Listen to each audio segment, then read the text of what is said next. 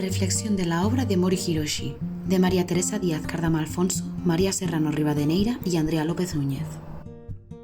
Nacido en 1977, Mori Hiroshi se instruyó en la Escuela de Bellas Artes de la Universidad de Tokai y en la Universidad Nacional de las Artes de Tokio. Será en 1971 cuando en Japón comienza la época dorada de los videojuegos arcade, abriéndose espacios públicos como salones recreativos dedicados a ellos. Probablemente cuando Mori creció encontró un refugio en estas nuevas tecnologías tan novedosas que le llevó a incorporarlas sucesivamente en sus obras años más tarde. Se caracteriza por descontextualizar y mezclar personajes del anime japonés con escenas de pinturas europeas, aunque no se le considera un artista original, puesto que sus obras son una amalgama de apropiación cultural oriental y occidental, situándose en una zona intermedia en la que es capaz de hacer comedia de ambos mundos. También consigue dejarnos una sensación de cierto déjà vu. Además, aplica materiales y técnicas modernas que modifican los motivos clásicos adaptándolos a un nuevo contexto. Contará con varias influencias: la escuela Rinpa, la escuela Kano, la pintura tradicional japonesa y la cultura del dibujo animado japonés. Todo ello lo va a combinar con las nuevas tecnologías y cabe destacar que su obra ha tenido en los últimos años un gran reconocimiento en Japón. La escuela Kano fue fundada por Kano Masanobu, mantuvo su vigencia desde finales del siglo XV hasta el siglo XIX. Principalmente va a destacar en los colores brillantes y firmes y en el uso de pan de oro para sus fondos.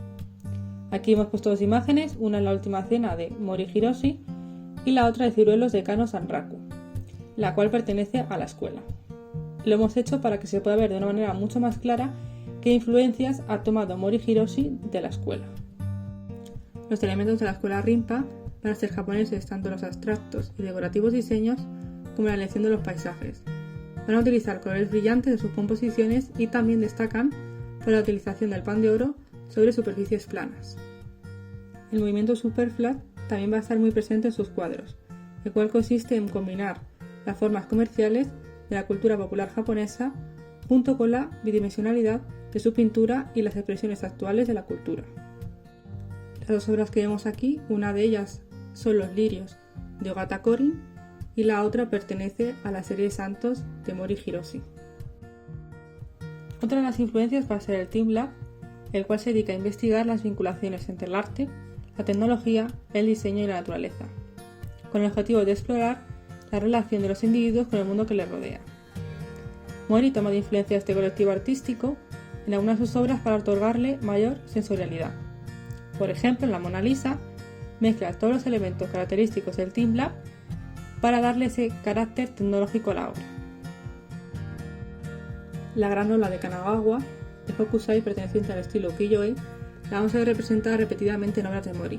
Probablemente esto se deba a que es un grabado que hoy en día es reconocible tanto para el mundo occidental como para el oriental.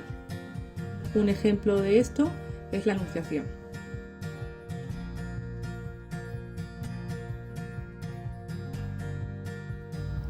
En la obra de Mori Hiroshi podemos ver perfectamente cómo se junta lo oriental con lo occidental, ya que hay elementos muy significativos de la cultura asiática, como por ejemplo puede ser Hello Kitty, personaje que se convirtió en la embajadora del país, o el estilo visual del manga, que se funden con otros elementos propios del mundo occidental, como por ejemplo obras de arte muy conocidas estadounidenses, en este caso las latas de sopa Campbell de Andy Warhol. En todas sus series podemos observar referencias que vinculan ambos mundos a través del fotomontaje o simplemente la fusión de estilos, y es interesante porque esto nos lleva al concepto de globalización. El mismo Mori, como ya hemos dicho con anterioridad, considera su arte como una fusión entre arte de simulacro y arte de apropiación de los 80, lo que nos conduce a pensar que no es algo que haga sin querer o gratuitamente, sino que está premeditado, y de cualquiera de las maneras, lo importante es que Mori consigue ese objetivo, el de llegar a todo el mundo, atraer tanto al espectador oriental como al occidental, constituyendo una gran vía de influjo de información intercultural. En este punto es imprescindible hablar del tipo de obra que hace, ya que él se dirige a las masas. Usa imágenes muy populares, tanto para Occidente como para Oriente, y lo une a otros elementos que claramente son conocidos. Por tanto, tras nuestra reflexión, podemos decir que estamos frente a un artista con una gran personalidad, que hace que su obra sea un camino por el que circulan referencias de la cultura oriental y occidental en ambos sentidos, haciendo que su obra se globalice e internacionalice a través del arte de los museos y la cultura de masas. En su producción artística destacan varias series que pasaremos a comentar a continuación. En esta serie, Mori toma una serie de retratos de personajes conocidos mediáticamente, pero los transforma de tal manera que solo quedan los rasgos que lo caracterizan. Entre ellos se encuentran Michael Jackson, Mao Zedong, Marilyn Monroe, Prince o el propio Andy Warhol. De este último toma la idea de la producción seriada de sus obras de arte pop de retratos de Marilyn Monroe. Los fondos están compuestos por tipografías e imágenes relacionadas con los videojuegos. En Michael Jackson, el juego de The Legend of Zelda.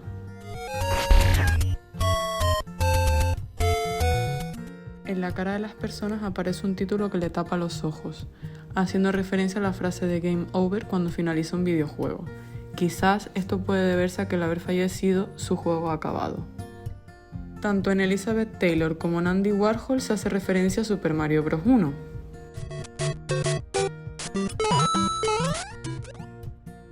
En Marilyn Monroe se intuye el Super Punch Out. Fight.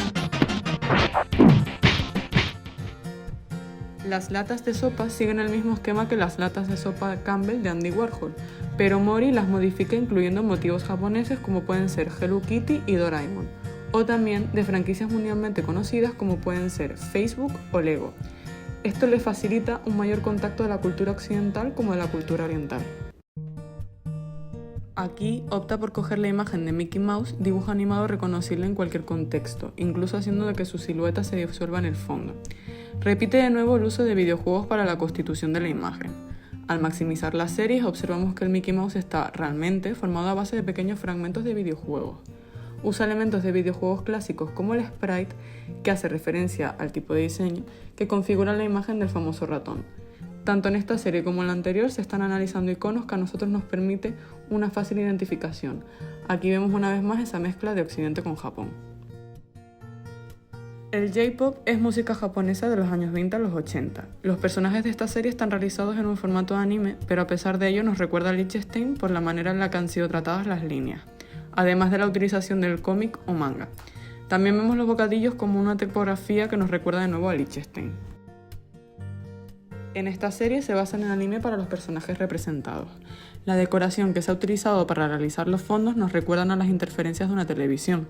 Escoge obras muy importantes de nuestro mundo occidental y las ha ejecutado con un gusto japonés. Se repite el motivo de videojuegos como Metroid de 1986 que encontramos en La Joven de la Perla.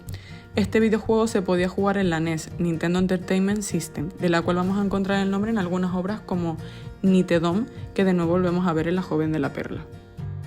Al colocar estos fondos de anime y de la cultura de los videojuegos, lo que hace Mori es una parodia al Bijinga, que hace referencia a las pinturas de ukiyo-e de mujeres bellas.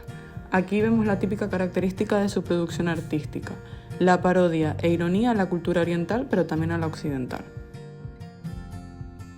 Utiliza imágenes religiosas altamente reconocidas en el mundo occidental, pero con toques orientales japoneses, así como el pan de oro, la granola de Kanagawa, la inclusión de dragones, gatos y perros Shiba Inu, que es una raza puramente japonesa, o incluso temas históricos.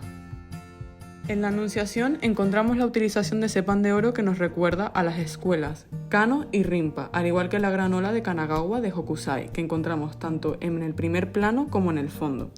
A lo lejos también aparece un tema histórico que se puede interpretar como las bombas nucleares arrojadas sobre Japón.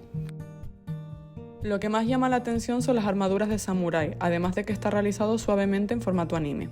A veces representa a los santos como guerreros, juntando también mitología, es decir, el centauro, e incorporando gatos, cabellos de color extravagante, cara de anime, perros de raza japonesa, etc.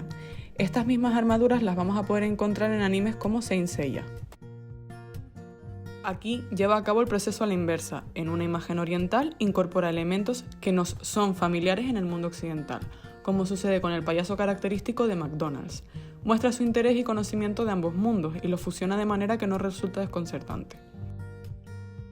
Tras el análisis y reflexión personal de la obra y vida de Mori Hiroshi, tal como ya hemos comentado anteriormente, podemos decir que estamos frente a un artista con una gran personalidad, que se ve claramente influenciado por el arte, tanto anterior a su periodo como contemporáneo, y que aprovecha todas esas referencias para llegar al espectador, para adentrarse en sus pensamientos. Su obra tiene una importante repercusión en ambos mundos, el oriental y el occidental, creando esta conexión que permite el intercambio de información entre el uno y el otro en una vía de doble sentido, lo que conocemos como globalización. Actualmente sigue trabajando como artista. De hecho, ha sacado una última serie que recibe el nombre Liechtenstein Explosion.